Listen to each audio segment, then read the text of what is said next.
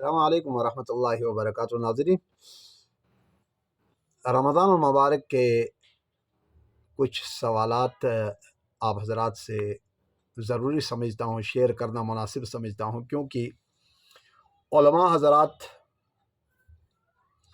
عوام الناس کے محسنین ہیں، اور علماء حضرات سے ہی عوام الناس اپنی اصلاح فرمایا کرتے ہیں۔ چاہے مرد ہو زن ہو، عوام الناس کو علماء پر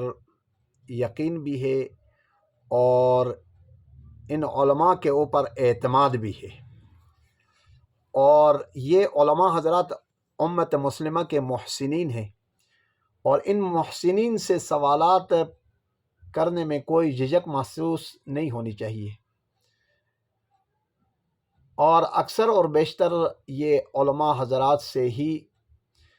رمضان کے متعلق سوالات آتے ہیں، اچھا زکوٰۃ کے متعلق سوالات آتے ہیں، اسی طریقے سے حج کے متعلق سوالات آتے ہیں،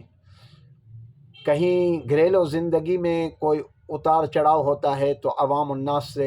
الناس انہی محسنین سے رجوع کرتے ہیں، اور اللہ کے فضل و کرم سے علماء حضرات اپنی یہ فرض منصبی ایک اللہ کا حکم سمجھ کر، کیونکہ العلماء ورثۃ الانبیاء، علماء انبیاء کے وارث ہیں، یہ حکم اللہ کا سمجھ کر عوام الناس کی رہنمائی بھی فرماتے ہیں، اور یہ عوام الناس کے ٹھیکیدار نہیں بلکہ چوکیدار ہیں، اور یہ چوکیدار تب تک کھڑا رہتا ہے جب تک چوکیدار کسی چیز میں ڈھاکہ ڈلنا نہیں دیتا، اور چوکیدار کا مخالف بھی وہی ہوتا ہے جو چوکیدار چوری کرنا چاہتا ہے، ڈکیتی کرنا چاہتا ہے، اور جب چوکیدار جو ہے نا ڈاکہ ڈلنے سے اس کو روکے اور اس کو ناکام کر دے، اس کو پسپا کر دے، تو پھر ڈاکو جو ہے نا اس کا مخالف بن جاتا ہے۔ تو عوام الناس الحمدللہ محسنین کے پاس آتے ہیں، اور عوام الناس کے علماء محبین جو ہے نا عوام الناس ہی ہیں، اور متعلقین ہیں، مقتدی ہیں،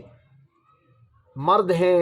عورتیں ہیں، نوجوان ایسی بیٹیاں ہیں جن کے مسائل جب کوئی بھی الجھ جاتے ہیں تو فر علماء سے رجوع کرتے ہیں، اپنے محسنین سے رجوع کرتے ہیں۔ تو رمضان کے متعلق کے سوالات بھی آتے رہتے ہیں۔ آپ نے آج کل ٹرانسمیشن میں دیکھ لیا ہوگا، میڈیا میں جو ہے نا بے شمار چینلز میں جو ہے نا اس قسم کے افراد آ کر جو ہے نا عوام الناس کو دین سکھاتے ہیں،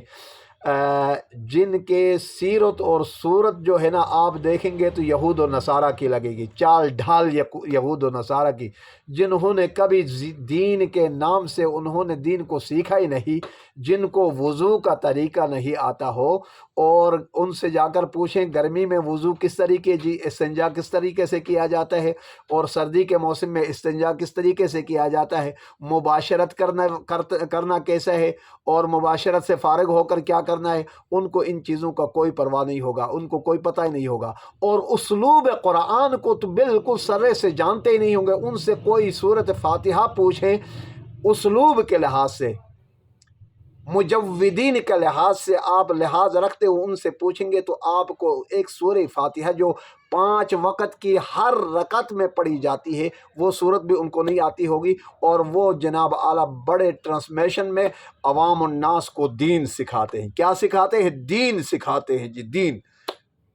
بڑا پروفیسر اور سکالر بن گیا، جن علماء کی ساری زندگی قرآن پڑھتے پڑھاتے اوڑھنا بچھونا کمر جھک گئی، دماغ شل ہو گیا، نظر ختم ہو گئی، جن علماء نے دین کی خدمت کرتے ہوئے، اور ان کو کہتے ہیں کہ وہ ان کو کوئی پتہ نہیں، وہ تو مطلب کہ ایک محدود ذہن رکھنے والے ہیں۔ تو عوام الناس کے قلوب اور ذہنوں کو جو ہے نا، یہ اس قسم کے لوگ کون سے جو آج ٹرانسمیشن میں آ کر جو ہے نا جن کے سروں پر دوپٹہ نہیں، عورتیں جی دین سکھا رہی ہے، ماشاءاللہ کیا بات ہے جی، کیا دین سکھاتی ہیں۔ تو وہاں جو ہے نا مکالمے ہوتے ہیں، پھر صحابہ کرام کے متعلق باتیں ہوتی ہیں، اصحاب پیغمبر کے متعلق تم اور میں کیا بات کریں، جن کے فضائل اور مناقب اللہ تعالیٰ نے اپنے کلام اللہ میں بیان فرمایا، اولئک هم المتقون، اولئک هم الصادقون، اولئک هم الراشدون، اولئک هم المؤمنون حقا لهم مغفرۃ واجر عظیم۔ اللہ تعالیٰ نے تو ان کو تو رضی اللہ عنہم ورضوا عنہ کہہ کر سرٹیفکیٹ دے دیا، تو میں اور آپ کس بات کے مولی ہیں کہ صحابہ کو تاریخ کے آئینے میں دیکھیں؟ تاریخ کو تو آپ لے جا کر اس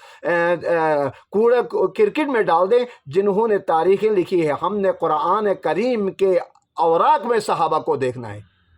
اللہ کے کلام کے اوراق میں صحابہ کے منقبت اور فضائل کیا بیان کیے گئے ہیں۔ تو صحابہ کے متعلق اس قسم کے الفاظات نکالنا مطلب کہ وہ کیا دین سکھائیں گے، اور عوام الناس کو دین سکھایا جاتا ہے۔ عرض کرنے کا مقصد یہ تھا کہ جناب اعلیٰ سوال یہ پیدا ہوتا ہے، آنکھ میں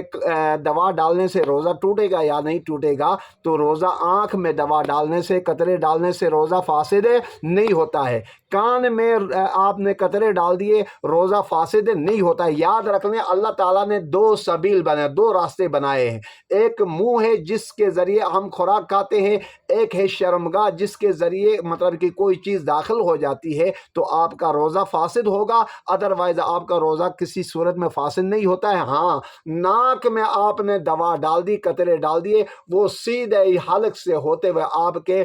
معدے میں پہنچ جائے گا، وہ اثر کر جاتا ہے، اس سے روزہ فاسد ہو جاتا ہے، اور انجیکشن لگانے سے آپ کا روزہ ٹوٹے گا نہیں۔ یہ تمام چیزیں وہ ہیں جو کہ علماء ہی سے آپ سوال کیا کریں، اپنے محسنین سے سوال کیا کریں۔ آپ کے محسنین آپ کے لیے راتوں کو اٹھ کر رونے والے ہیں، آپ کے محسنین آپ کے لیے، امت کے لیے، محلے کے لیے، گلیوں میں ہر آدمی کے لیے، ہر فرد بشر کے لیے رو کر مانگنے والے لوگ ہیں۔ ان کا احسان کا، ان محسنین کو بھولیے گا نہیں۔ اللہ تبارک و تعالیٰ اس رمضان کی برکات سے ہم سب کو مالا مال فرمائے، ہمارے خطاؤں کو درگزر فرمائے، ہم سب کو ہدایت کامل نصیب فرمائے۔ والسلام علیکم ورحمۃ اللہ وبرکاتہ۔